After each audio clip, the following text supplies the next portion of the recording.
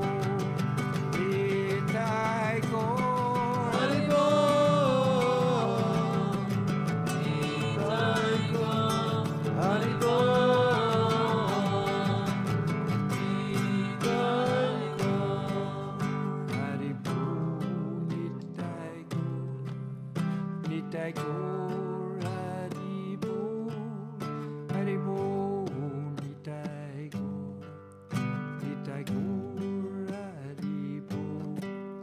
Hari Bol, Nitai Gaur, Nitai Gaur, Hari Bol, Hari Bol, Nitai Gaur, Nitai Gaur, Hari Bol. Hari, Hari, Hari Bol. Bol. All right, everyone. Thank you for joining with us today. Thank you, Balakhilya. I Thank you, Ruben. just remembered. It was last night when I woke up, like yesterday night or whatever. Not this night, but the day before. We were chanting in my dream. I was chanting and you were with me, and we were chanting. Oh, We were chanting. great. Happy Lord Chaitanya smiling Nityananda. So, Oh, good. We were, again in the mind. Good for us. Yeah, but it's yeah. yeah. Nice dream. Lynn was like, my wife, she was like, Ruben, you're so fortunate that you're dreaming of such things. You know, I'm just dreaming about random stuff, and you have these kirtan dreams. You know, Yeah. not always. Great. Yeah. Thank you, Balakhilya. Thank you so much. Okay, so we're going to run. We thank Slava, of course, and Eula for their participation. Yeah. Thank you, Slava, for the help. Thanks for the questions from the guests. Yeah, it's wonderful. It's really send in more questions. That's very nice. We like it very much. Yeah. Oh. Okay, so we'll see you next time. We will. Thank you, Balakhilya. Hari Bol. Hari Bol. Hari Bol. Namaste. Namaste.